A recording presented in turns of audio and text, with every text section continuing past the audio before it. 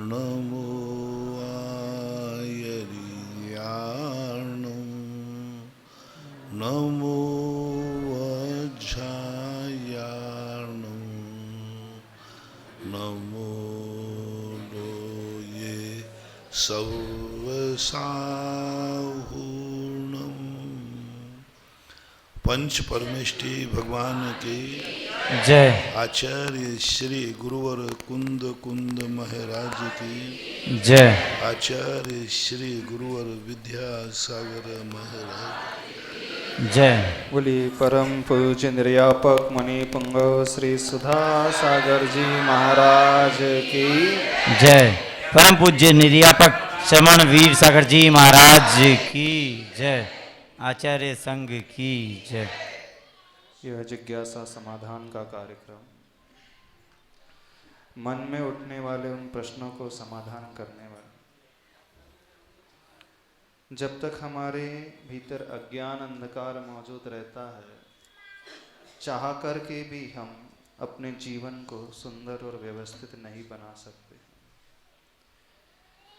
ज्ञान समान न आन जगत में सुख को कारण, यह परमामृत जन्म जरा मृत्यु रोग निवारण। छैडाला में कहा है, ज्ञान के समान सुख का कारण और कुछ नहीं होता है।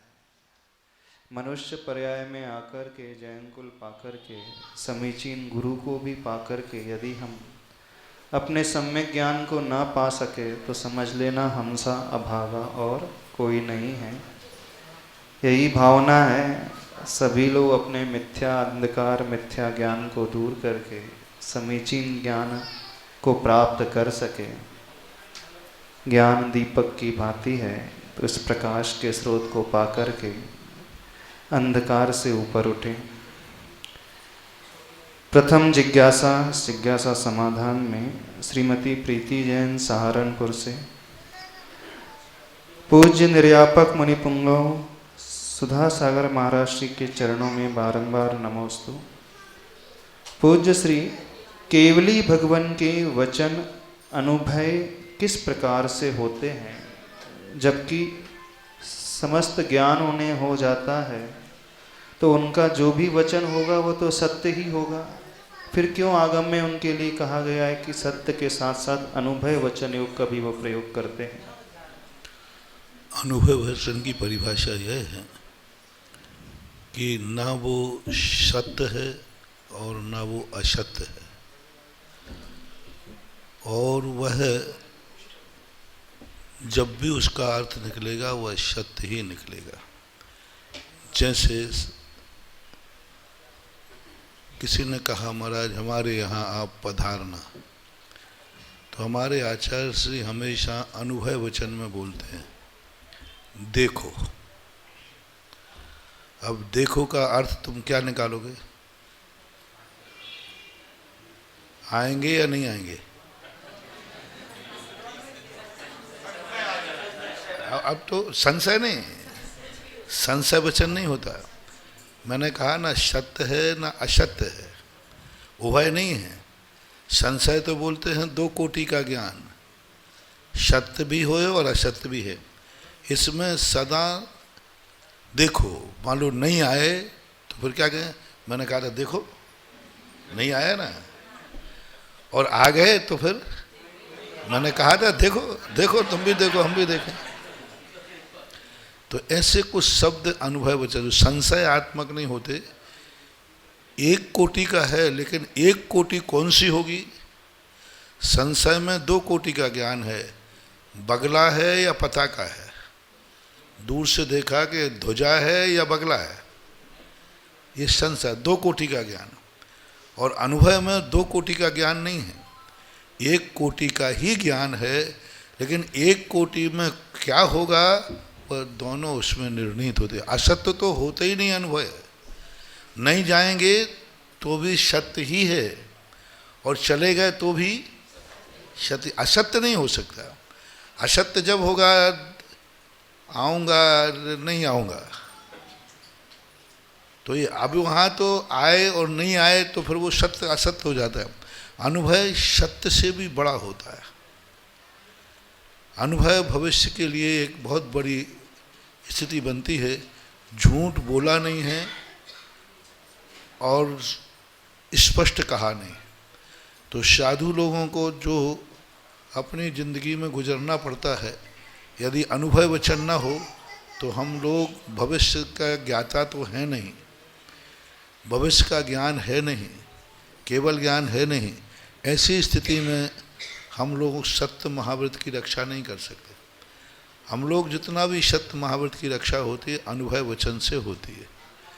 और केवली भगवान का जो वचन है उसमें जो अर्थ तुम निकालना चाहो वह निकल सकता है, झूठा नहीं।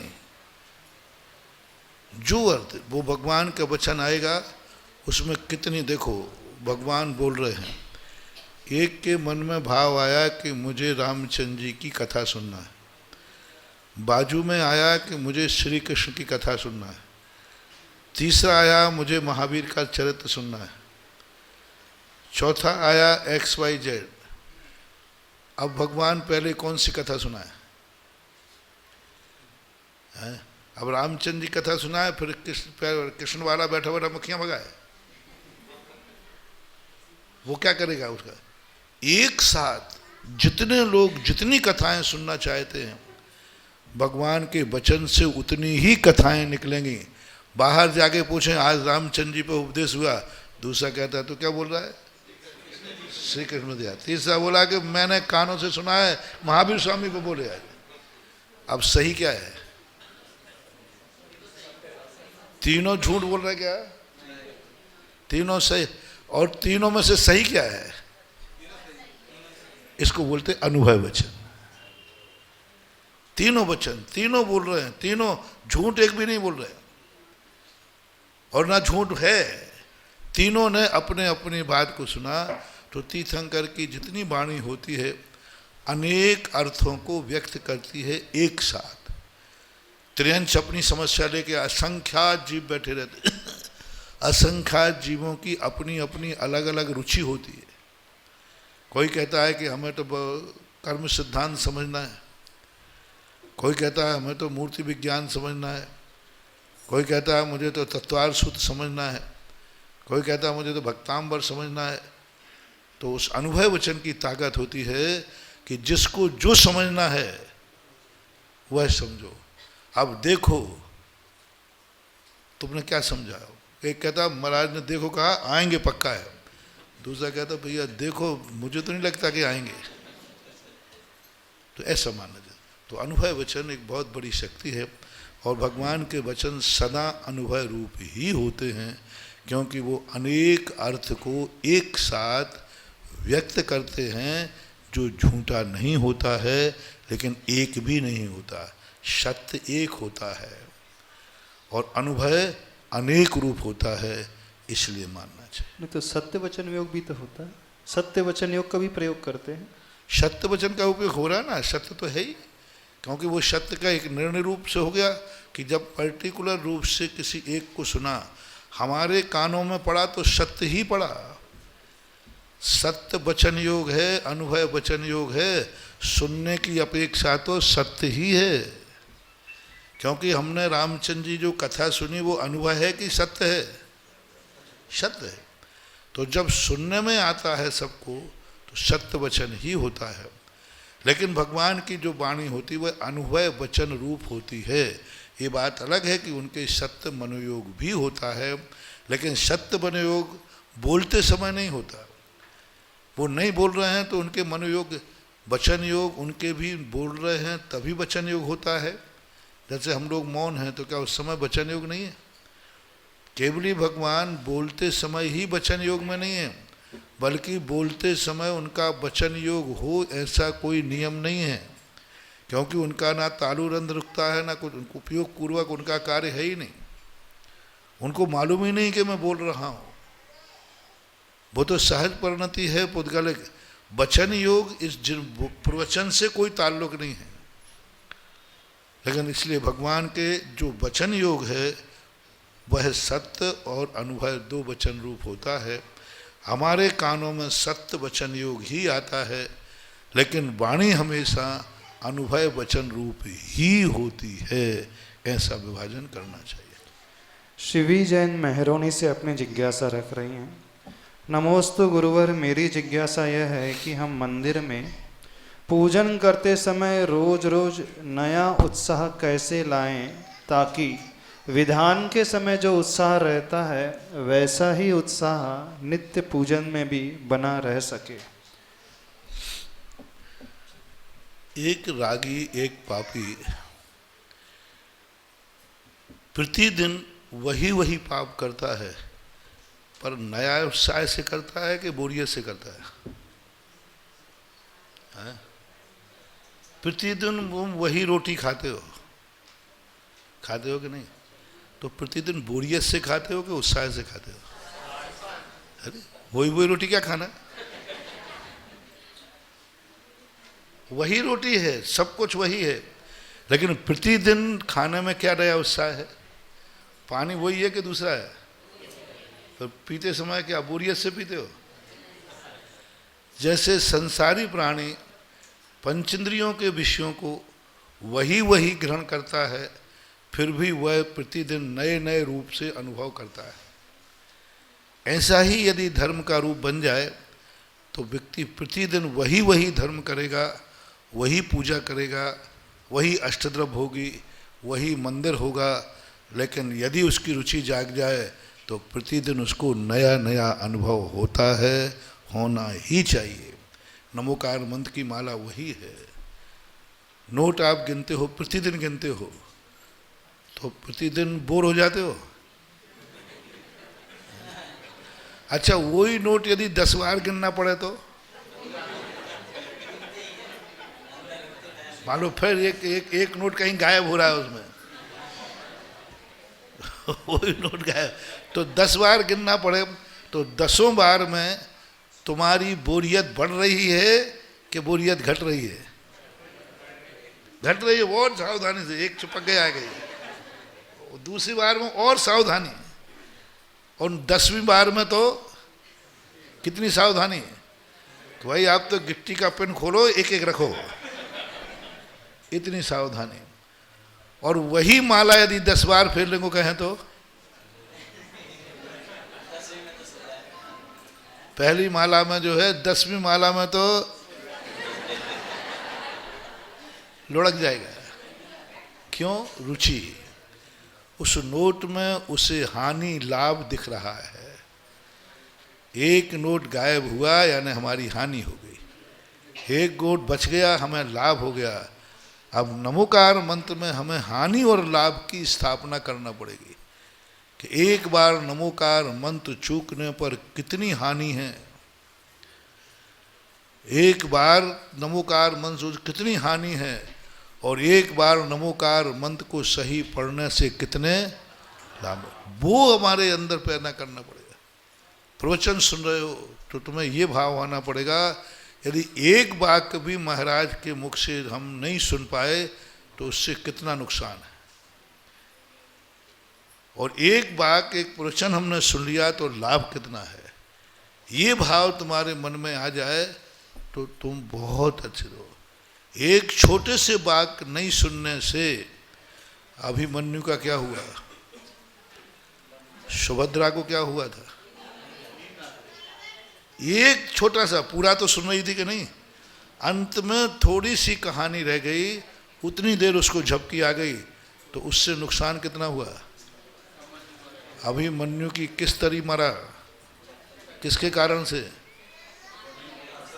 तो इस प्रकार की हानि और लाभ हम यदि पूजा में जमाई लेंगे तो कितनी हानि है, पूजा से हम उत्साह से करेंगे तो कितना लाभ है। हमने यदि एक पूजा की तो कितनी हानि है, 2 करेंगे तो कितना लाभ है। ऐसा हिसाब किताब, क्योंकि संसारी व्यक्ति का मन जैन का कम होता है, बनिया का ज़्यादा होता है। संसारी प्राणी का मन बनिया का होता है। बनिया क्या करता है? हानि लाभ देखता है, किसमें हानि और किसमें लाभ है। तो हमें अपनी धर्म की क्रियाओं में हान और उपादान, ऐसा हमारे शास्त्रीय शब्द आता है कि किसी भी धार्मिक क्रिया में सबसे पहले मन को ऐसा बैठा लो इसमें कितनी हानि है और कितना लाभ है, ये भाव बैठा लो। और ये भाव बैठाल दोगे तो फिर कितना भी कष्ट हो जाएगा वो फीलिंग नहीं करेगा। जैसे हम लोगों ने मन में ऐसा बैठाल दिया भय कि थोड़ा सा भी तूने विकल्प किया तो इतनी हानि है, अस्मण पाओ गम घृणादि ते निगोद पात्रा, अब मन में बैठा दिया। और यदि थोड़ा सा भी हमने सावधानी से पालन किया तो चौथे काल के मुनिराज जो 1000 वर्ष में कर्मों की निर्जरा करके धर्म करते हैं, पंचम काल का मुनि 1 साल में कर लेता है। अब ये हानि और उपादान लोभ हमने अपने मन में बैठाल दिया। अब कितना भी कष्ट होता जाए लेकिन मन कहेगा नहीं, थोड़ी सी चूके नहीं और हानि हो जाएगी, दिवालिया होना पड़ेगा। तो आप लोगों की जो धारणा है, आप लोग क्या है, मंदिर मजबूरी में आते हो, मजबूरी भय से आते हो, दबाव से आते हो, प्रभाव से आते हो। नहीं गया तो लोग क्या कहेंगे, और नहीं गया तो हमारी गृहस्थी बर्बाद हो जाएगी, हमें पुण्य नहीं लगेगा, हमारे लिए ये हो जाएगा, इस प्रकार का नहीं। अपनी वास्तविक हानि और स्वभाव, ये हमारा स्वभाव है, इसके बिना हमारा आत्मा सुखी नहीं हो सकता। ऐसा भय, स्नेह और लोभ, भयासा स्नेह लोभाश्य, भय स्नेह और लोभ से कोई कार्य करना पड़ता है वो नुकसानदायक, कभी छोड़ देगा जहाँ थोड़ा, और हानि उपादान से करेगा कि इससे हमें कितना नुकसान है कितना लाभ है, वो परिणाम अलग है और लोभ परिणाम अलग है। तो इसलिए ऐसा परिणाम। 12 राजस्थान से श्रीमान पंकज जी पाटनी। मेरे आराध्य गुरुवर के चरणों में नमोस्तु। महाराज श्री जिनवाणी में सप्ताह के 7 दिनों में अलग अलग रस्सियों का वर्णन आता है, तो ये रस्सियों का विभाजन किस आधार पर किया गया है, कृपया मार्गदर्शन करें। रसों की व्यवस्था 3 प्रकार की। पहला सैद्धांतिक रस। सैद्धांतिक जो रस होते हैं वे रसना इंद्रिय के तो 5 ही होते हैं,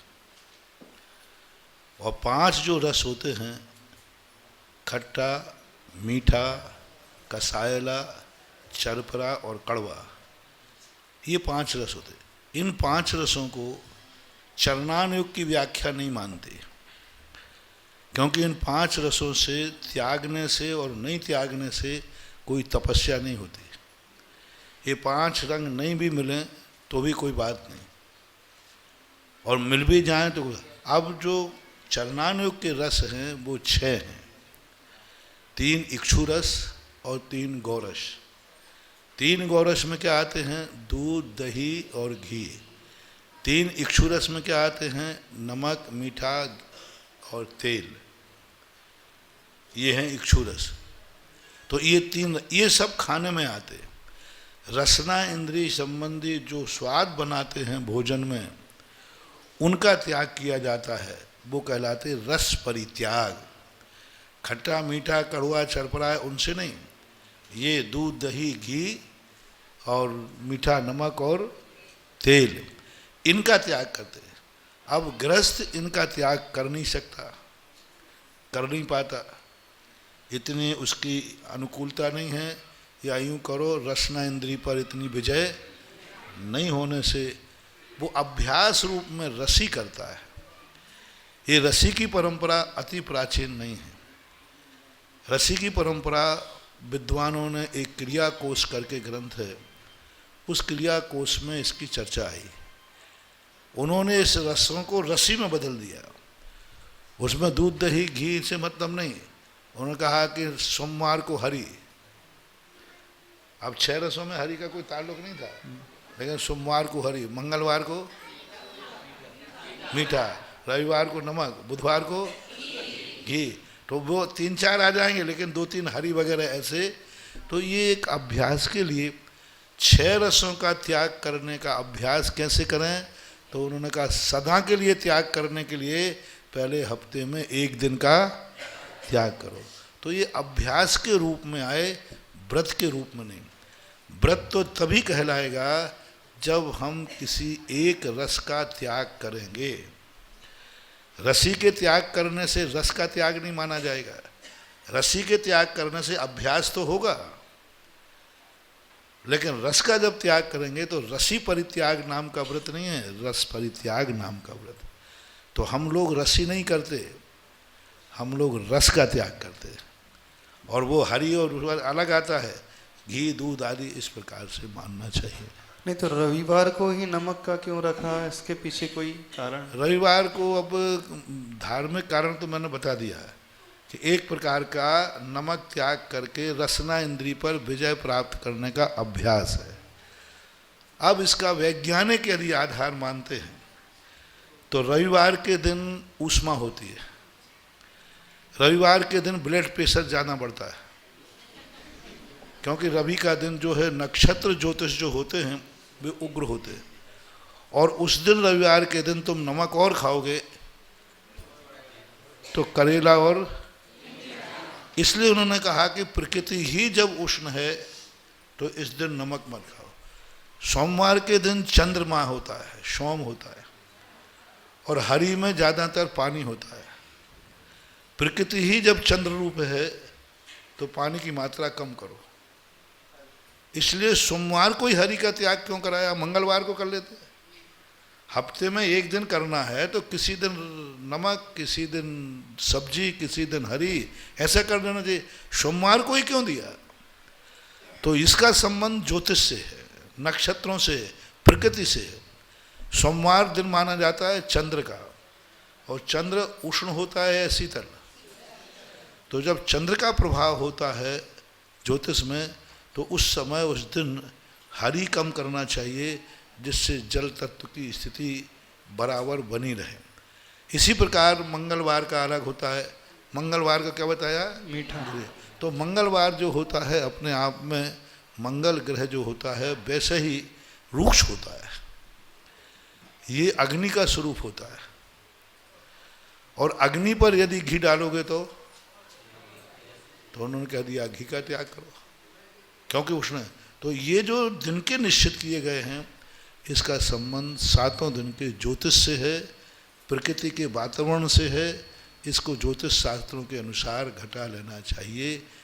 यही का नियत बताता है कि उस दिन यही क्यों त्यागना, ये कारण है। शनि को तेल क्यों? शनिवार को तेल, शनि को तेल बताया। शनिवार का जो दिन तेल है उस दिन शनि जो जीव है अपने आप में वो एक प्रकार का सब ग्रहों से निम्न स्तर का ग्रह माना जाता है। जो जिसके पीछे पड़ जाता है वह उतना ही ज़्यादा उसको विपरीत करता है। तो वो कहता है कि मेरा शनि को तेल का विशेष रूप से महत्व होता है। तो वो कहता है तुम चढ़ाने की अपेक्षा खा के हो रहे हो, तुम खाओ मत, मुझे चढ़ाओ। तो वैष्णव लोगों में शनिवार के दिन शनि को तेल चढ़ाते हैं। तो ये सही है, ज्योतिष शास्त्रों से अपन सभी का बैठा लेंगे, रवि का भी, सोमवार का, मंगल का, बुध का, गुरु शुक्र का, सभी। लेकिन ये संबंध ज्योतिष से बैठता है और बैठाला भी गया। एक बार पूरे 8 दिन 7 दिन का ज्योतिष के जो नेचर हैं इनके, बुधवार का, गुरु का, इनके सबके जो नेचर हैं उस नेचर से उस रस परित्याग का नेचर बैठाला गया तो बराबर बैठ जाता है। गुरुवार का भी बैठ जाता है। बुधवार, गुरुवार, बुधवार बैठेगा। बुधवार को नाम बताओ क्या है? दूध है, दूध है। बुधवार क्या है? बुध है, घी। हाँ, तो ये सही है। बुधवार क्या है? बुध जो है उसका जो रंग है हरा है, और बुध ग्रह का स्वामी होता है। उस दिन उसके तत्व जो हैं उस रूप में उसमें बन रहे हैं। तो उन्होंने कहा कि जब बुद्धि हमें दे रहा है तो एक्स्ट्रा घी खाओगे तो कोलेस्ट्रॉल और बढ़ेगा, इसलिए बुधवार को मत खाओ। ऐसा दही है, बैठा लेना ऐसे सभी बैठा लेना। और शुक्रवार को दही, और गुरुवार को दूध, दूध दही की है। गुरुवार को दूध का है, शुक्र को दही का।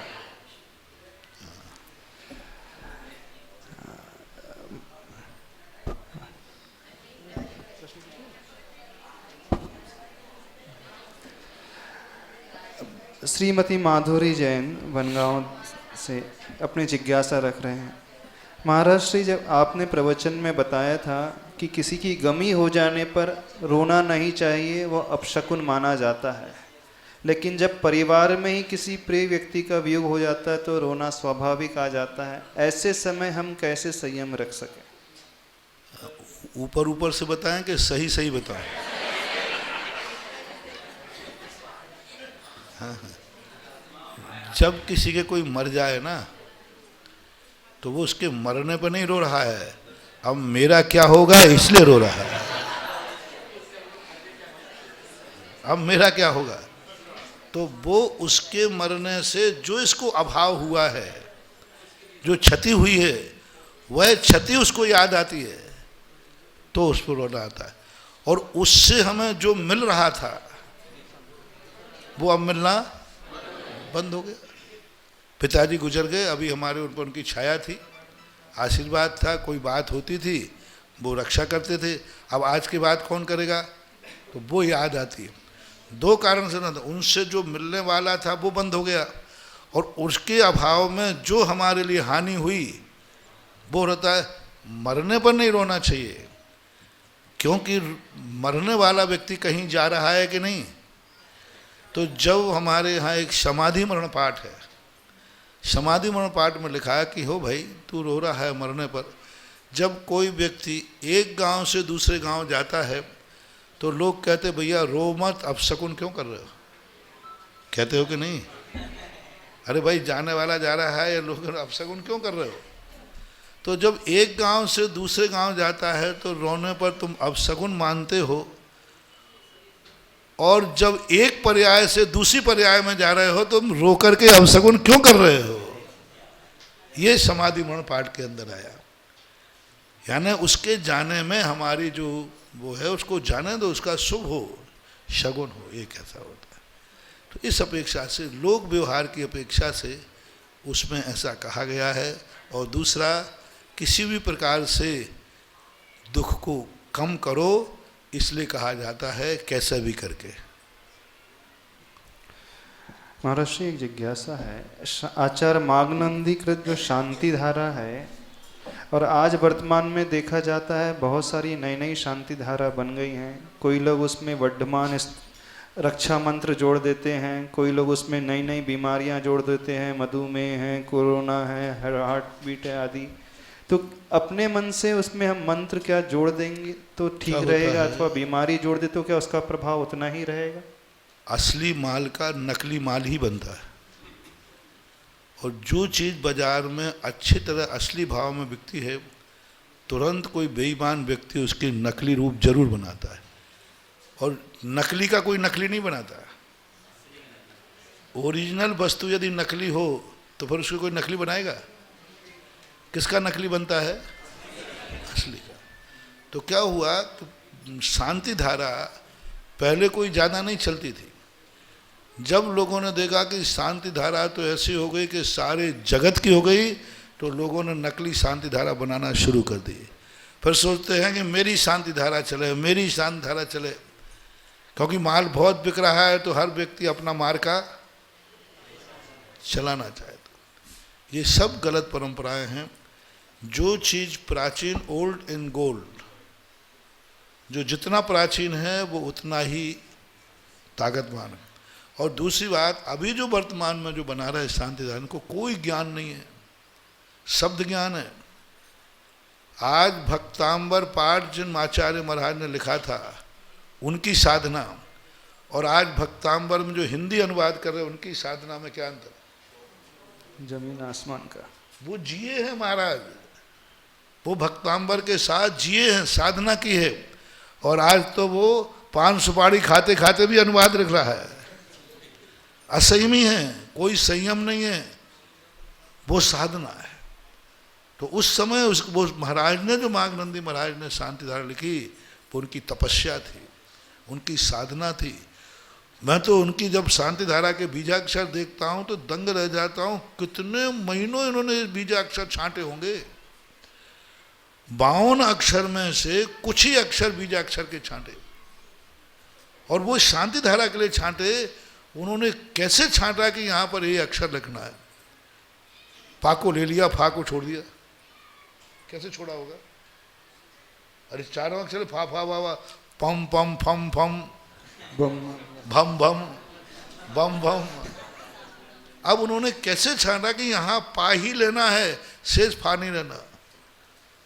और जब मैंने उसको सोचा कि महाराज ने कैसे किया होगा, जब उनको मैंने कई बार मैंने भी ध्यान किया, तब वो लगा ऐसा कि नहीं, ये कोई साधारण नहीं है शांति धारा, उनकी तपस्या का निचोड़ है। तपस्या, बहुत बड़ी तपस्या, और एक दिन में नहीं हो सकता है। बरसों बरसों तक उन्होंने साधना की होगी बीजाक्षर की, तब कहीं वो पूरे 52 बीजाक्षरों में से ये कुछ बीजाक्षर शांति धारा के लिए निश्चित कर पाए। अब दूसरा शांति धारा बनाएगा तो आधी नकल तो उसी में से लेगा। उससे पूछो भाई ये पम क्यों लिख रहे हो, वो कहता उस शांति धारा में आया है। अरे भाई तुम बताओ ना पम का अर्थ क्या है? नहीं, वो तो उस शांति धारा में आया है। तो नकल उसी की करना है और लेखक स्वयं को लिखना है। ये बहुत गलत है। दूसरे के ज्ञान का अक्षर को, एक अक्षर, अक्षर का आधा अक्षर, आधे का पाव अक्षर भी यदि हमने किसी का लिया है तो उसको कभी छुपाना नहीं चाहिए। अन्यथा जो ज्ञान हमारे पास है ये ज्ञान भी नष्ट हो जाता है। जिसका एक अक्षर का आधा अक्षर भी कभी नहीं छुपाना। जहाँ से लिया है, जहाँ से आया है, बोल दो। 4 किताबें यहाँ वहाँ की लिखी, एक किताब बना दी और लेखक फलाने चंद। अरे भाई तुम जानता क्या है जितना जितना लेखक बन गया। तो ये शांति धाराएं जो चल रही हैं, ये वर्तमान में काट छांट की शांति धारा चल रही हैं। अलग से कोई कारोना फाना बोलना, ये बोलने की ज़रूरत नहीं है। संसार की जितनी बीमारियां आती हैं, सारी बीमारियां उनके वचनों में निहित हैं, संक्षेप रूप से, और उसमें सब निहित हो जाता है। इसलिए अब इनका को जो ओरिजिनल शांति धारा है वही पढ़ना चाहिए। उसमें शक्ति है, उसमें ताकत है, और वही उन्होंने सोच के बनाई हुई है। यदि ये शांति धारा नहीं होती तो क्या शांति धारा बनती? फिर उपयोग जाता क्या? नहीं, उपयोग ही नहीं जाता। हाँ, उसमें यदि कोई दोष हो कि भाई ये शांति धारा सदोष है, इसमें देवी देवताओं का वर्णन है, इसमें असंग, तो फिर मैं मान सकता हूँ कि वो नई शांति धारा बनना चाहिए। पुरानी शांति धारा पूर्णतः निर्दोष है, पूर्णतः, क्योंकि वो ग्रस्तों के लिए है, मुनियों के लिए नहीं है। हम तो तुम्हारी वकालत करने बैठ जाते हैं, क्योंकि तुम्हारी श्रद्धा क्या है कि यही शांति धारा महाराज के मुख से हो जाए तो हमारा, हाँ, तो तुम्हारी शांति धारा होती भी है, ऐसी बात नहीं है। वक्ता का अलग अलग, वही शांति धारा कौन पढ़ रहा है, किसके मुख से पढ़ी जा रही है, उसका अंतर पड़ता है। बाकी हम लोगों को शांति धारा नहीं है, उसमें जो वर्णन आया है वह ग्रस्तों के लिए कोई बाधा नहीं है। हम मुनिराज अपने लिए कभी शांति धारा नहीं करवाते, करते नहीं। हमारे लिए बहुत सारे उससे भी पावरफुल शक्तियाँ हैं, भक्तियाँ कहलाती। शांति धारा से भी ज़्यादा पूर्व शांति भक्ति है, और भक्तियों में बहुत सारा भाव है। तो इसलिए ग्रस्तों के लिए प्राचीन शांति धारा ही पढ़ना चाहिए। यहाँ वहाँ के पंडितों में, यहाँ वहाँ के साधुओं में, यहाँ वहाँ के ग्रस्तों की बातों में नहीं आना चाहिए। अपन को एक सिद्धांत बनाओ, पुरानी जो जितनी पुरानी है उसको प्रमाणित करना है। इससे भी पुरानी शांति धारा मिल जाएगी तो फिर इसको गौण कर देंगे अपन। अर्थ क्या निकला? पुरानी शांति धारा और निर्दोष है तो वही करना चाहिए, काट छांट नहीं करना चाहिए। अब मुनि श्री धवल सागर महाराज श्री अपने जिज्ञासा महाराज श्री के चरणों में रखें। इसकी बात कर लो।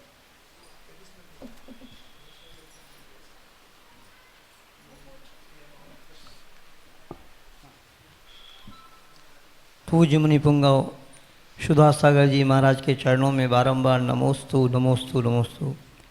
महाराज जी, श्रावक जो शब्द है इसका शब्दार्थ करते हैं तो श्रावक वो कहलाता है कि जो श्रद्धावान होता है, विवेकवान होता है, क्रियावान होता है। तो जो श्रद्धावान श्रावक होता है वो अपनी हर क्रिया बहुत विवेक से किया करता है, किंतु वर्तमान में देखने में आ रहा है कि श्रावक जो अपनी क्रियाएं करता है उसमें बहुत सैसिल आ गया और वह क्रियाएं व्यवस्थित नहीं करता है। जैसे एक ज़माना होता था कि कुएं का ही पानी भरा जाता था और वह पानी भी इतने विवेक विचार से भरा जाता था कि एक कड़े वाली बाल्टी होती थी, उससे पानी भरते थे कि भाई जो कहा गया है कि एक बूंद पानी में भी अनछने पानी में असंख्यात जीव हुआ करते हैं, उनकी हिंसा ना हो। मंदिरों में अच्छे अच्छे बड़े बड़े सेठिया लोग भी आते थे, अपने हाथ से ही गर्भगृह में वहाँ की शुद्धि वगैरह करते थे और पूजन की द्रव्य सामग्री भी अपने हाथ से ही धोया करते थे। मैंने सुना है कि सरसेठ भागसुन जी सोनी जी अपने मंदिर में जाते थे तो अपने हाथ से द्रव्य सामग्री को व्यवस्थित किया करते थे। ऐसे ही तो ये सब आजकल शिथिलाचार हो गया, जगह जगह पुजारी लगने लगे और पुजारी ही रेडीमेड द्रव्य सामग्री बना करके तैयार करके रख देते हैं और सेठ जी जाते हैं उसी से रेडीमेड पूजन कर लेते हैं। इसी तरीके से महाराज जी आहार दान में भी मैंने देखा है, सुना है अपनी आँखों से कि मुनि महाराज की जब आहारचर्या हुआ करती थी तो महिलाएं शुद्धि के साथ कुएं से जल भर करके लाती थी। घर में पशु हुआ करते थे तो उनके दूध वगैरह भी विवेक के साथ शुद्धि के साथ निकलता था और उससे आहार बना करता था। तो इसका अनुभव भी किया है कि अपन लोग ऐसा आहार करके आते थे तो उससे बहुत विशुद्धि बढ़ा करती थी। आज आहार दान में भी शैथिल्य दिखाई दे रहा, लोग जैसे तैसे कैसे बना लेते हैं। बहुत से लोगों के तो आहार दान के भाव ही नहीं होते हैं, मन मार के यदि वो आहार देते हैं तो उससे विशुद्धि कैसे बढ़ेगी। महाराज श्री आपसे यही निवेदन है कि ये क्रियाएं यदि श्रावक अथवा तद्वा करता है तो उसको इनका लाभ सही मिलेगा और यदि सही करता है तो क्या लाभ मिलेगा, इसके आप समाधान करें जिससे इनको सही दिशा मिल सके। नमोस्तु। कोई भी क्रिया होती है उसके अंग होते हैं और एक अंग भी कम किया तो विकलांग होता है। पेपर होता है, पेपर में 100 नंबर दिए जाते हैं, उसमें लिखा रहेगा 10 नंबर राइटिंग के हैं, 10 नंबर राइटिंग के, 5 नंबर व्यवस्थित ढंग से लिखा है कि नहीं।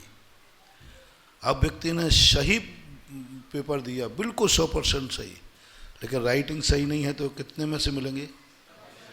90। इसी प्रकार से यहाँ भी क्रिया में सब भगवान का अभिषेक पूजन करता है, इसके 100 नंबर हैं। 5 नंबर हैं वो स्वयं पानी भर के लाया है कि नहीं, अभिषेक का और द्रव्य धोने का। यदि नहीं लाया है तो उसके 5 नंबर 95 में से मिलेंगे। अब उसने द्रव्य धोई है तो उसके भी 5 नंबर हैं, 10 नंबर हैं, तो वो 10 नंबर कट जाएंगे। और थाली लगाई है कि नहीं लगाई, वो जितना तुम्हारा कार्य कर दूसरों ने किया है उसका आपके में से कट करके जिसने किया है उसको टीएडीए मिलेगा और तुम्हारे में से कटेगा। जितना करते जाओ, जितना करते जाओ, आप कम करते जाओ, अंत में जाकर के पूजा करने का मात्र 5 नंबर है।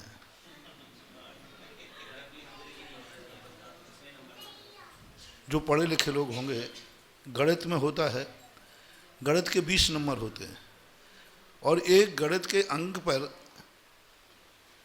आंसर पर 5 नंबर होते हैं। बाकी सब नंबर किस पे होते हैं? विधि पर।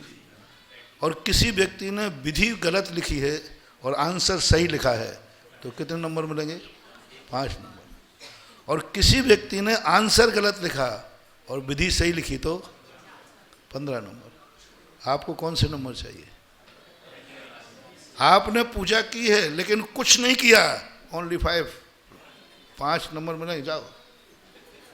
ले लिया ना, हर लड़की लगाई, मिली, उठाया, ओम रीम होदा के चंदन धन, 5 नंबर ले लो। एक एक क्रिया के अंत हैं। आहार देने के 5 नंबर हैं।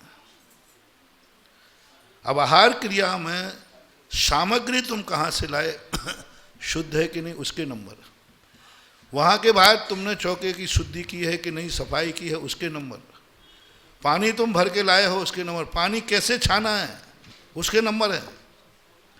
पानी कैसे छाना, पानी छानने के बाद बनाया कैसे, किसने बनाया, उसके नंबर। सब के नंबर। अंत में जाकर के आप माँ धोती दुपट्टा पहन के आए तो 100 नंबर में से 95 तो गए TADA में, और 5 नंबर मन शुद्धि, वचन शुद्धि, काय शुद्धि, हे लो। और बाहर वाला जो धमाल चौकड़ी किया उसके तो नंबर 1-2 नंबर मिल जाएंगे। हाँ, अंग हैं ये, किसी भी कार्य के अंग होते हैं, पार्ट होते हैं। इतने पार्ट, उनके सभी पार्टों को करोगे तब क्रिया पूर्ण मानी जाती है। यदि हमने पूर्ण क्रिया नहीं की तो जितने अंश में, बिल्कुल मत समझना कि अपन तो बाद में जाते हैं, सब लगी हुई थाली मिलती है। बहुत बड़ा घाटा कर रहे हो, बहुत बड़ा घाटा। आपने महाराज को आहार दे दिया, आप देखना, सपोज कर रहा हूँ, बहुत अच्छा उदाहरण दे रहा हूँ। आपने आहार तो दिया पक्का है, लेकिन जब महाराज पड़गाहन हुआ था उच्चासन नहीं दिया। उच्चासन आता ना भक्ति में। अब तुम कहोगे महाराज मैंने आहार दे करके गया और मेरा प्रमोशन नहीं हुआ, मैंने आहार खूब दिए। आहार तो दिए लेकिन उच्चासन तो कभी दिया ही नहीं। उच्चासन नहीं दोगे तो तुम्हारा प्रमोशन भी कभी नहीं होगा। अब मात अकेला तुमने नवदा भक्ति में उच्चासन नहीं दिया, उससे तुम्हारा कितना नंबर कट गए। आपका प्रमोशन नहीं हो रहा है, आपकी बढ़ोतरी नहीं हो रही है, आपका मान सम्मान नहीं हो रहा है, क्योंकि आपने आहार तो दिए हैं लेकिन कभी मुनिराज को उच्चासन नहीं दिया। अब आहार देने जब शुरू हो गए उस समय आओगे तो कभी उच्चासन दे पाओगे। उच्चासन तो कब हो गया है। अब आहार देते समय महाराज जी उच्चासन बना दिए, अब तो कह ही नहीं सकते, कहो गड़बड़ हो गया। तो ये है, यानी एक एक भक्ति का अलग अलग नंबर होता है, इसलिए पूरी भक्ति करना चाहिए। मंगलाष्टक जब मैं समझाता हूँ तो जो व्यक्ति कहते अभी तो मंगलाष्टक चल रहा होगा, समझ लेना उसने सगुन को खत्म कर दिया। मंगलाष्टक यानी सगुन, शुभ। वो पूजा तुम्हारे लिए शुभ होना थी, वो तो तुमने किया ही नहीं। हाँ, अभी तो मंगलाष्टक चल रहा है। मंगलाष्टक में शामिल नहीं होने का अर्थ है शरीर के सारे अंग ठीक हैं लेकिन सिर नहीं है। मंगल खत्म हो गया। फिर उसके बाद आता है कि विनय पाठ नहीं है। विनय पाठ में तो सारी हमारी संकल्प शक्तियां भरी पड़ी। फिर हमारे अभिषेक पाठ के एक एक श्लोक पर नंबर है। अभिषेक के कौन से श्लोक पे आप शामिल हुए हो। श्रीमन तामर सरस्तर रत्न दीप्ति, पहला श्लोक छोड़ दिया, कितनी ताकत थी उस श्लोक में। वह श्लोक पढ़ने के बाद व्यक्ति मंदिर में है और घर में सूतक लग गया, उस व्यक्ति को सूतक नहीं लगेगा। वह श्लोक नहीं पढ़ा है, यहाँ सूतक हुआ है और वो अमेरिका में है तो अमेरिका में भी सूतक। मतलब उस श्लोक में देखना कितनी ताकत हो गई। अमेरिका तक भी वो सूतक लग जाता है, और वो श्लोक यदि पढ़ लिया तो यहीं के यहीं भी उसको सूतक नहीं लगेगा, क्योंकि वो संकल्प कर चुका है 9 बार नमोकार मंत्र के पहला। तो इसकी हर क्रिया के ऊपर अंक दिए जाते हैं, विधि है। दूसरा, पानी छाना कैसा छाना, नौकर ने पानी छाना कैसा छाना। नौकर लगा दिया पानी छान के लाओ, वो तो बेचारा पेट का मारा हुआ है। 90% नौकर पानी भरने में बेईमानी करते हैं, मैंने खुद आंखों से देखे। क्योंकि उसका तो धर्म है नहीं, उसको तो मजबूरी में कर रहा है। अपने हाथ से पानी छाना, उसने एक बिल छानी गलत डाल दी तो उसको तो कम पाप लगेगा, जिसका चौका है उसको लगेगा। हमें तो कुछ भी नहीं लगने वाला। हमने तो बस हमारे लिए इतना ही कहा, इन्होंने मन शुद्धि, वचन शुद्धि, काय शुद्धि, आहार जल शुद्ध है, अपना तो इसी में निपटारा हो गया। तुम जानो, तुम्हारा काम जाने। ये लाठी है, ये सांप है, अपनी तो 14 है। हाँ, हमें तो एक ही बात कही, अवध ज्ञान भी है तो लगाना नहीं। वो बोल रहा है कि महाराज आहार शुद्ध है तो शुद्ध है। इसलिए आप लोगों को जैसे संसार के कार्य, भोजन आदि कार्य स्वयं खा करके ही व्यक्ति संतुष्ट होता है। कार्तिकेय स्वामी कार्तिकेय अनुप्रेक्षा की टीकाकार ने स्पष्ट कहा, जैसे संसार के कर्म व्यक्ति स्वयं करता है और संतुष्ट होता है, ऐसे धर्म के कार्य भी स्वयं करके ही संतुष्ट होना चाहिए, तभी वो धर्म माना जाएगा। दूसरा व्यक्ति भोजन कर ले तो क्या पेट भर जाएगा? नहीं भर सकता। हाँ, देखिए, कटनी वालों का बहुत बड़ा सौभाग्य है। यह दृश्य अभी आप जो देख रहे हैं, दो निर्यापक श्रमण कटनी वालों को समक्ष बैठे हुए हैं और कटनी वाले उनके दर्शन कर रहे हैं। यह अद्भुत दृश्य है। यह दृश्य कटनी वालों को हमेशा मिलता रहे, यह समागम। तो मैं यही भावना भाता हूँ कि यह दृश्य और यह अवसर आपको प्राप्त होता रहे। अभी अपने बीच में शंका रख रहे थे पूज्य निर्यापक श्रमण वीर सागर जी महाराज। अब मैं उनसे निवेदन करूंगा कि वह भी अपनी जिज्ञासा पूज्यवर के समक्ष रखें। महाराज श्री, कर्म प्रकृतियों की 148 जो प्रकृतियां होती हैं, उसमें एक उपघात प्रकृति आती है जो पाप प्रकृति मानी जाती है, और परघात प्रकृति पुण्य प्रकृति मानी जाती है। तो इसका विभाजन किस प्रकार से किया गया है, कृपया इसमें प्रकाश। पुण्य का अर्थ है कि बलवान होना, शक्तिमान होना। कोई भी व्यक्ति किसी का घात करेगा जब उसमें ताकत होगी तभी करेगा ना। दो व्यक्ति लड़ने गए एक दूसरे को मारने के लिए, तो पिटेगा कौन और पीटेगा कौन? जो पिट गया वो पाप का उदय, और जो पीट गया वो बिना पुण्य के उदय के वो पीट ही नहीं सकता। चोर चोरी करने गया, यदि पुण्य का उदय नहीं होगा तो वो सफल होना क्या बता रहा है? उसका पुण्य का उदय। तो जितने भी संसार के पाप हैं, सभी पाप पुण्य के उदय से ही होते। यदि पुण्य का उदय ना होगा तो वो पाप कर ही नहीं पाएगा। जुआ खेलने गया तो यदि उसका पुण्य का उदय नहीं होगा तो वहाँ पुलिस बैठी मिलेगी और वो रोक देगी, अंतराय कर देगी। तो ऐसा मानना चाहिए।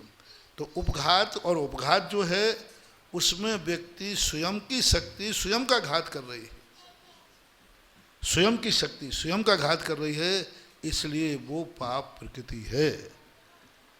क्योंकि उसमें स्वयं का घात हो रहा है, स्वयं का नुकसान हो रहा है। इस अपेक्षा से जैन आचार्यों ने इसका विभाजन किया। सभी आचार्यों ने इसको पुण्य और पाप के विभाजन में लिया है। परघात में तो हिंसा हो रही है, दूसरे को मार रहा है, फिर भी वह पुण्य प्रकृति हो रही है। बिना पुण्य के मारोगे कैसे? यदि पुण्य का उदय नहीं होगा तो वो तुम्हें मार देगा। जिसका पुण्य का उदय होगा वो उसको मार डालेगा, और जिसका पाप का उदय वो मर जाएगा। तो उसमें जब तक ताकत नहीं होगी तो वो दूसरे का विनाश कैसे का? विनाश करने के लिए जो ताकत आई है वही तो पुण्य है। बिना पुण्य के शक्तियाँ प्राप्त नहीं होती हैं। धन मिला है तो पुण्य से ही मिला। रावण के पास धन था तो पुण्य से था कि पाप से? पुण्य से था, उसने कोई पुण्य किया होगा है। ये बात अलग है कि वर्तमान में वो पाप कर रहा है तो आगे उसको पाप का बंध आज पीट रहा है पुण्य कर्म के उदय से, निश्चित है कल वो पिटेगा तो पाप कर्म का उदय आएगा। तो ये पुण्य और पाप का खेल चलता है। पुण्य के उदय में व्यक्ति पाप करता है तो पाप का बंध होता है, आगे फिर उसको पाप कर्म का उदय आने से फिर उसको भी दुख उठाना पड़ता है। अचेतन में चेतना बढ़ने वाले ऐसे निर्यापक श्रवण मुनि पुंगव श्री सुधा सागर जी महाराज के चरणों में जिनवाणी चैनल व सुधा कलश चैनल के दर्शकों द्वारा और हाउसिंग बोर्ड सोसाइटी कटनी में विराजमान भक्तों द्वारा बारंबार नमोस्तु नमोस्तु नमोस्तु। प्रथम जिज्ञासा के लिए सवाई सिंगाई सुधीर जैन हाउसिंग बोर्ड और उनके पश्चात तैयार रहेंगे हार्दिक मनाली शाह अहमदाबाद।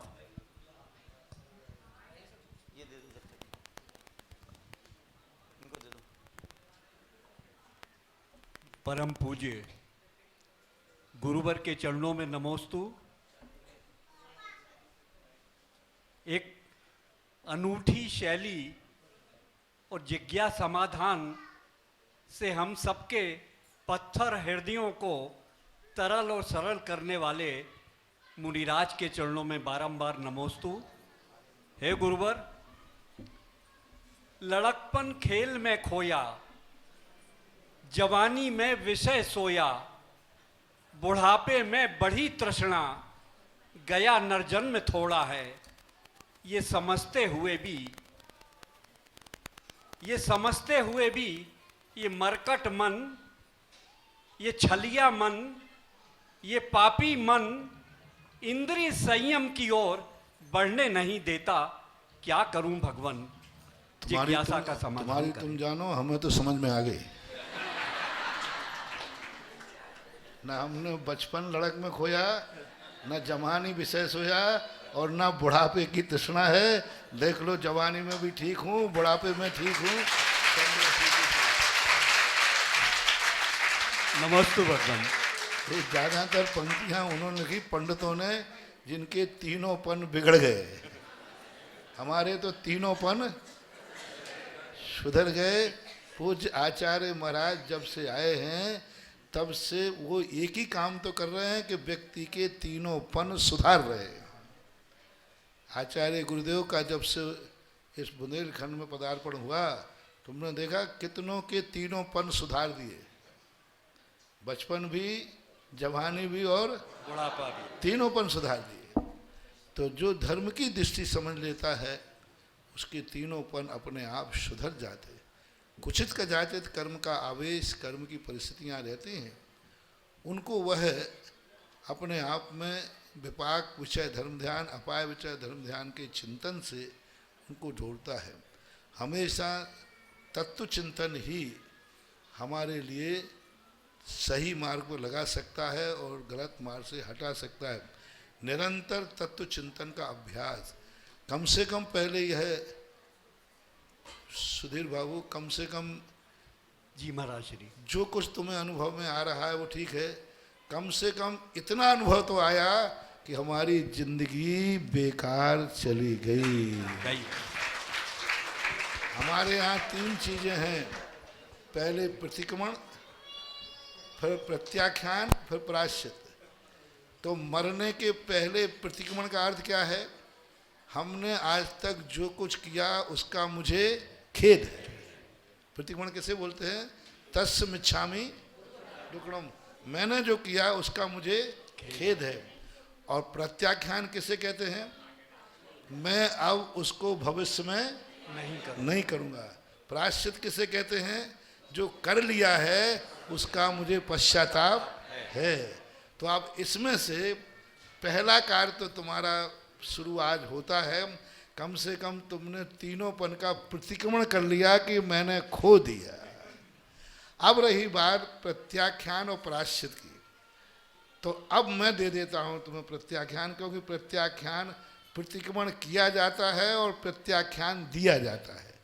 तो एक नियम ले लो कि जो गलती आज भाव में हुई, बस भगवान से एक ही कहना, अगले भाव में 8 वर्ष अंतर मुहूर्त में मेरे हाथ में पिछी आ जाना चाहिए। जय हो भगवान, जय हो भगवान, जय हो। क्योंकि जो गलती इस बार हो गई अगले भाव में नहीं होना चाहिए। ऐसा करने के भाव से आगे भावना भाव और आगे परिणाम करो कि इस बार बहुत लेट समझ में आया, अगले बार जल्दी समझ में आ जाना चाहिए। अब यही रास्ता मात्र एक शेष बचाए महाराज। नमस्ते भगवान। हार्दिक मनाली शाह अहमदाबाद और इनके पश्चात रवि कुमार जैन। दूसरी बात है, जो सुन रहे हैं वो इनके अनुभव देख करके, जो उस तरफ जा रहे हैं वे लौट कर इस तरफ आ जाओ, कम हियर, जल्दी दौड़ो इनको सुन करके। हमारे आचार्य महाराज से एक बार किसी एक सज्जन ने बिहार में श्री में एक प्रश्न किया। बोले महाराज आपको जो प्रवचन में बोलते हो संसार विषय के साथ बुरे हैं, ये सब संसार कारण है, राग द्वेष के कारण है, परिग्रह विग्रह मूल हेतु, आपको ये बातें कैसे अनुभव में आई? आप तो बहुत जल्दी घर से निकल गए थे, आपको कैसे पता कि संसार बुरा है, संसार के विषय के साथ बुरे हैं? क्योंकि आपने तो कुछ अनुभव किया ही नहीं। गिल्ली डंडा खेलते खेलते यहाँ आ गए, गिलहरी क्या जाने, बोलो उन्होंने यही कहा, गिलहरी क्या जाने बादाम का स्वाद, तुम्हें कैसे मालूम कि ये सब है? तो आचार्य ने बहुत अच्छा जवाब दिया, बोले मुझे तो कुछ नहीं मालूम, तुम्हारा यहाँ आना बता रहा है कि वहाँ गड़बड़ है। हम तो तुम्हारे पास नहीं गए, तुम मेरे पास क्यों आए? इसका अर्थ है कि जो हमने पाया है वो तुमने पाया नहीं है, और तुम्हारे खुद के अनुभव बता रहे हैं। आज मुझे बड़ी खुशी है कि तुम्हारे अनुभव देख करके हम लोग, अच्छा है कि आचार्य श्री को हम यहीं से नमोस्तु करते हैं, कि नहीं तो बुढ़ापे में हमें भी यही कहना पड़ता। इसलिए समझदार व्यक्ति वो हैं जो दूसरे को गड्ढे में गिरता देख करके स्वयं सावधान हो जाता है। इसलिए जो अभी उस तरफ नहीं गए हैं वे सुधीर जी की बात सुन करके सीधे श्रीफल लेकर के समझदार होंगे तो, और नहीं तो ये गिरे सो तुम गिरो, भेड़ याद भेड़ें तो ऐसे ही होती है। ऐसा बहुत अच्छा। और इनके पश्चात रवि कुमार जैन सिविल लाइंस तैयार है।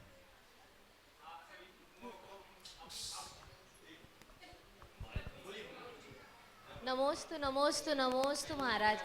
महाराज हमारे गुजरात में 10 लक्षण पर्व बहुत धामधूम से मनाया जाता है। 10 दिन बोलियां होती है तो सारी बोली ये ले लेते हैं। हाँ ठीक है। 10 दिन की बोली यही ले लेते हैं, तो मेरे को ऐसे सबको देख के ऐसे दुख होता है कि किसी को और को नहीं मिल रही। तो मेरे को ऐसे मन में होता है कि हमको कोई दोष तो नहीं लगेगा ना, हमको कोई ऐसे मतलब सारे दिन अगर एक ही बंदा करे किसी और को चांस ही ना मिले तो वो सही है या गलत है? नहीं, ये कोई दोष नहीं लगता है, ये स्वयं का उत्साह होता है। क्योंकि दूसरे को पीछे करना, कर्म क्षेत्र में कभी तुम लोग ये नहीं सोचोगे कि हम ज़्यादा नंबर लाएंगे तो दूसरे को दुख होगा। यदि हर क्षेत्र में यही सोचोगे तो क्या होगा? पर नहीं, मैं ज़्यादा पढ़ाई नहीं करूँगा, क्यों? जो फेल होगा उसको दुख होगा। अब उसका ध्यान रखोगे क्या कि स्वयं पढ़ाई करोगे?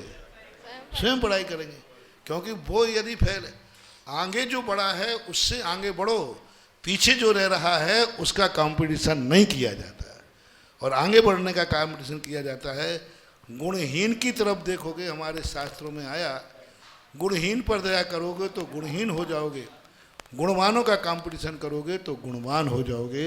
इसमें कोई दोष नहीं आता। महाराज जी, मेरा एक प्रश्न है कि जब भी हम शांतिधारा के लिए, अभिषेक शांतिधारा के लिए जब चलित प्रतिमा का स्थापन होता है पांडुशिला पे या थाली पे करते हैं, तब कभी कभी मूर्ति का सर जो होता है वो हमारी नाभि के नीचे से रह जाता है, तो वहाँ अभिषेक करना उचित है या घुटनों को बल वहाँ कर पर सकते हैं? थोड़ा सा विचार कोई कर लेना चाहिए। कभी कभार ऐसा होता है, व्यवस्थाओं को देख करके थोड़ा सा अपन को झुक जाना चाहिए। हाँ बस वही, थोड़ा सा अपनी नाभि नीचे कर लो,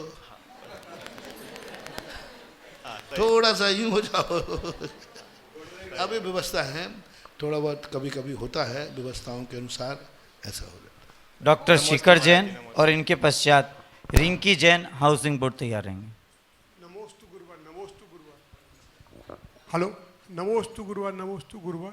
मेरा प्रश्न ये है कि जो मंदिर निर्माण जब होता है, जब स्वतः द्वारा एक पर्सनल व्यक्ति द्वारा बनाया जाता है, कुछ दिनों बाद देखा है, कई पीढ़ियों बाद ऐसे उदाहरण दिखते हैं, उनका धीरे धीरे धीरे क्षण हो जाता है, और जो समाज द्वारा बनाया जाता है उसकी तरक्की दिनों दिन तरक्की होती रहती है। ये मेरा अंदर का जिज्ञासा है। उसका मूल कारण है कि सबसे बड़ी चीज़ है कि जो निर्माण करने वाले व्यक्तिगत परिवार होते हैं वे दो गलतियां करते हैं।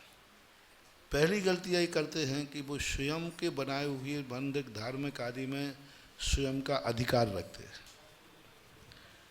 पूर्वजों ने दान दिया है और वो उस पर मलकियत स्थापित करते हैं। तो हमारे शास्त्रों में आया है कि धार्मिक चीज को ऐसे त्यागना चाहिए, दान की चीज को, जैसे हम नारियल का त्याग कर देते, तो उनकी कभी पीढ़ी नष्ट नहीं होगी। ऐसी पीढ़ियां भी हमने देखी हैं जिन्होंने ओम शांति पूरा मंदिर बनाया, नसिया बनाई, और पूरा बनाने के बाद जब अंतिम सीढ़ी और कलशारोहण की बात आई तो सामान के सामने झोली फैला के खड़े हो गए कि बोले भाई मेरे पास मंदिर की सीढ़ी बनाने को पैसा नहीं है, आप सब लोग मुझे चंदा से दे दो। तो लोगों ने कहा सेठ जी आप क्या बात कर, उन्होंने कहा नहीं, मैं इसलिए कर रहा हूँ कि मेरे आने वाले वंशज कभी इस पर अहंकार करेंगे तो उनको ये पता चल जाए कि सीढ़ी समाज ने बनाई है और कलसा समाज ने किया है। First impression is last impression. अब ऐसी भावना से जो बनाएगा उनकी 7 पीढ़ियां फलती फूलती रहेंगी, बढ़ेंगे, घटेंगे नहीं, विकास ही बढ़ेगा। दूसरी बात, मंदिर बना करके धार्मिक आयतन देकर दान देने के बाद ऐसी बुद्धि छोड़ देना चाहिए जैसे नारियल चढ़ा दिया, अब चढ़ाने वाला ये देखेगा कि कौन उठाएगा, बोलो क्या होगा, उसके लिए हाथ भी लगाना, हाथ धोना पड़ेगा।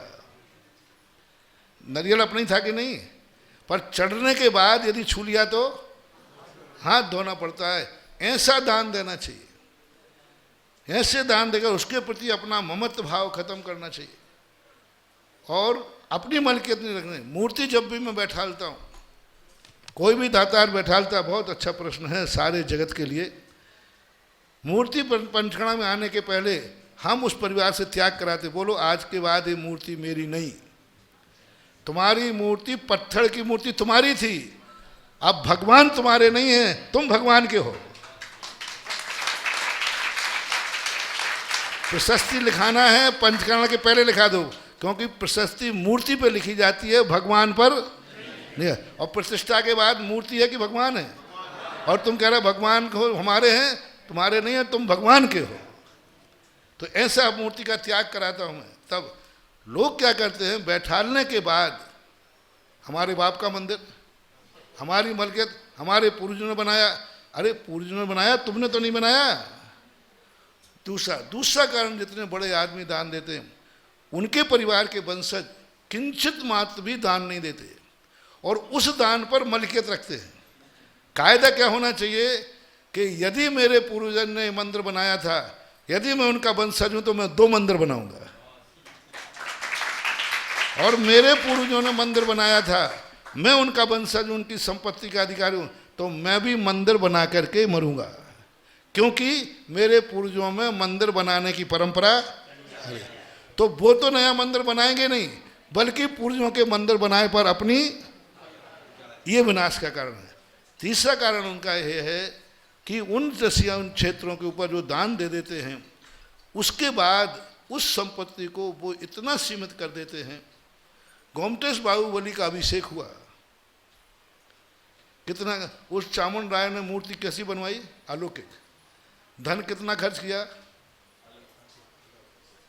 धन कितना बता दे, पत्थर तोड़ने पर सोना दिया, जो कुछ भी है। अंत में जब उन्होंने कहा इतना बड़ा अभिषेक जिसने किया, वो मंदिर में अभिषेक करने गया मूर्ति का, और क्या देता, आज तक ऐसी मूर्ति किसी ने नहीं बनाई। ये अहंकार आ गया। बताते कि घड़ों पर घड़े डाले रहे, भगवान का अभिषेक नाभि से नीचे नहीं आया। क्यों? नेमिचंद आचार्य महाराज घबरा गए, क्योंकि उनको अहंकार आया। किस पे आया? भगवान पर। प्रतिष्ठा हो चुकी, प्रतिष्ठा के पहले आ सकता था, बाद में एक छोटा सा कुल्लड़ मिट्टी का डाला गया, अभिषेक पूरा फूट पड़ा। ये है। तो मन किया, एक स्थान पर मंदिर का निर्माण किया, आपने किया तो मैं संस्मरण सुना देता हूँ। पूरा मंदिर किया, पूरा पंचकर्णक उसी सेठ ने किया, मंदिर भी पूरा उसी सेठ ने बनाया, मूर्ति सब कुछ उसी का। मैं पंचकर्णक प्रतिष्ठा में था। अब मूर्ति विराजमान करने की बात आई, कलशारोहण करने की बात आई तो उन्होंने कहा महाराज जी हमारे सेठ ने मंदिर बनाया है, पंचकल्याण के उन्होंने किया, हम तो इनके बहुत आभारी हैं कि इन्होंने हमें दर्शन करने का, इसलिए हमारे सेठ जी ही मूर्ति विराजमान करेंगे। अब वो सेठ जी मेरे भक्त थे तो मेरे लिए आशीर्वाद लेने आए, महाराज जी मूर्ति विराजमान करने की समाज कह रहे हैं। हमने कहा मेरा तो आशीर्वाद नहीं, और वो सेठ मेरे भक्त थे, महाराज जी आपका आशीर्वाद नहीं तो मैं तो विराजमान नहीं करूंगा। मैंने कहा आपको करना करिए, मेरा आशीर्वाद नहीं, आपको नहीं आशीर्वाद, तो मूर्ति विराजमान होगी, मैंने कहा होगी लेकिन आपको नहीं, बैठ जाओ। सारी समाज ने मेरे पैर पकड़ लिए, महाराज जी बोली लगाएंगे 1-2 लाख की जाएगी, इन्होंने करोड़ों खर्च कर दिए, लाख बोली कितने की जाएगी, लो लाख, 5 लाख, 10 लाख। हमारी समाज का निर्णय है मूर्ति यही करेंगे। मैंने कहा यदि मैं इनका गुरु हूँ, भक्त हैं, तो ये मूर्ति विराजमान नहीं करेंगे। समाज इस तो बहुत उन्होंने गिड़गिड़ाई समाज, मैंने कही नहीं, क्योंकि मैं इनका गुरु हूँ, मेरे सामने ये नहीं होगा। सेठ जी ने कह दिया मैं महाराज के आशीर्वाद के बिना तो मूर्ति नहीं विराजमान करूंगा। बोली लगाओ, अब मेरी जिद्द के सामने कौन बोलेगा। बोली लगी, सेठ जी को यहीं बैठा लिया, हमने कहा अपन को बोली छोड़ना नहीं है। बोली लगी, सेठ जी के सामने बोली छोड़ना नहीं, बढ़ने दो, चुपचाप, ये मत बोलना कि मैं बोल रहा हूं, तुम चुप बैठा। दूसरे से बोली बुलवाते रहे, कहीं इनके देख करके कोई ना बोले तो बोली छूटी। हमने कही अब महाराज जी आपने क्या कर दिया, क्या हो गया 2-5 लाख में। मैंने कहा ये हो गया, पहले मंदिर बनाने वाला अहंकारी विराजमान कर रहा था, अब श्रावक विराजमान करेगा। और सेठ जी से हमने पूछा तुमने इतने करोड़ों खर्च किए, 5 लाख में क्या खर्च हो गया, लेकिन 5 लाख में उसकी 7 पीढ़ियां बच गई। और तुम लोग क्या करते, जब मैंने विराजमान किया मेरे ही को मौका नहीं दिया जा रहा है, समझ लेना वहीं खत्म हो गया। मूर्ति विराजमान करने के बाद उसके प्रति अपना कोई ममत्व भाव नहीं है। जितने भी सेठ तुम कह रहे हो, उस सेठ का बताओ जिसने मंदिर बना के छोड़ दिया, उसके परिवार की बर्बादी हुई हो। जिन्होंने मंदिर बना करके आज भी अपनी मलकियत रखे हुए हैं, उन सेठों के डाउनफॉल हुआ है, हो रहा है, होगा, सारे भारत में मैं देख रहा हूं। ऐसा तीसरा एक कारण, अंतिम कारण बताता हूं, जो पवित्रता उनके वंश में होती थी उस समय, उनके बच्चों में वो संस्कार नहीं। उनके हवेली में चैत्यालय है, उनका बनाया हुआ मंदिर है, और उसमें अभिषेक उनके वंश का एक भी व्यक्ति नहीं कर रहा है। कौन कर रहा है, नौकर। कौन कर रहा है, पुजारी। कौन कर रहा है, अड़ोसी। वो नहीं कर रहा है। तो जो मंदिर उनके पूर्वजों ने बनाया, घर में चैत्यालय रखा है, और पूजा करने कौन आ रहा है। और उनके वंशजों में, उनके वंशज इतने महान थे कि वो पवित्र भोजन पानी करते थे, इनके खान पान कैसे हो गए। तो पवित्र घर वाला यदि गलत कार्य करेगा तो धर्म का ये अतिशय है कि वो उसको बर्बाद करेगा। ये धर्म का दोष नहीं है, ये धर्म का अतिशय है। बहुत विस्तृत प्रवचन करा दिया तुमने बाबू। मंजू, इसलिए दान देने वालों को सारे जगत से कहना है, दान देने के बाद ऐसे भूल जाओ जैसे नारियल चढ़ा करके, अर्घ चढ़ा करके भूल जाते हैं, बस हमारा कोई अधिकार नहीं, हमें कोई मतलब नहीं है। ऐसा मंजू जी जैन कटनी, और इनके पश्चात तैयार रहेंगे संदेश जैन कटनी, तैयार रहेंगे।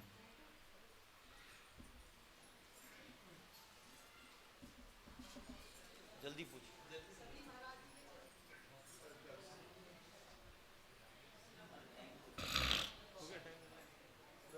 सभी महाराज जी के चरणों में बारंबार नमोस्तु नमोस्तु नमोस्तु। महाराज श्री जिज्ञासा ये है कि अपन सो के उठ के जैसे भक्तनाम जी का, सहस्रनाम जी का पाठ करते हैं और घर में करते हैं, ये मंदिर जी में नहीं करते, तो उसका मतलब अंतर कितना होता है और क्षेत्र का प्रभाव कितना पड़ता है उसमें। क्षेत्र का प्रभाव होता है, मंदिर में करने का प्रभाव अलग है, घर में करने का प्रभाव, क्योंकि वहाँ की वर्णनाएँ अलग हैं, यहाँ की वर्णनाएँ अलग हैं। यही भक्तांबर पाठ सम्मिश्र करके पहाड़ पर पढ़ने का महत्व अलग है, तो वर्णनाओं का प्रभाव पड़ता है। जैसे हमने कहा द्रव्य, क्षेत्र, काल, भव, भाव, ये 5 अवयव होते हैं, उतने नंबर अपने कम होते हैं। दोष नहीं है, लेकिन नंबर कम जरूर होंगे। नमोस्तु महाराज, नमोस्तु महाराज। अंतिम जिज्ञासा संदेश जैन कटनी। नमोस्तु गुरुवर। मेरी जिज्ञासा है कि किसी भी परिवार या व्यक्ति की उन्नति में उसके भाग्य और पुरुषार्थ दोनों का कितना योगदान है? भाग्य का अधिक है या पुरुषार्थ का? भाग्य कोई चीज नहीं है, कल का किया हुआ पुरुषार्थ आज का भाग्य है जी। तो कल की कमाई हुई पूंजी जी। जैसे व्यापार में यदि आपके पास कोई पूंजी नहीं है तो व्यापार शुरू होगा नहीं होगा, और पूंजी है और दुकान पे नहीं बैठ खोलता है तो भी नहीं। पूंजी अच्छी लगा दी, बढ़िया लगा दी, लेकिन दुकान खोलता नहीं है। दुकान खोलता है लेकिन पूंजी नहीं है। तो जैसे पूंजी और दुकान खोलने में दोनों को बराबरी चाहिए, ऐसे भाग को पुरुषार्थ को दोनों को चाहिए। ओम नमस्ते। पूज्य गुरुदेव का विहार अभी होगा, देखें, अभी जिस भी दिशा में होगा। महाराज अभी देखो हम बिहार करने की स्थिति में हैं और बिहार करना है, 5-6 किलोमीटर बता रहे हैं, तो अभी तो हम बिहार करेंगे।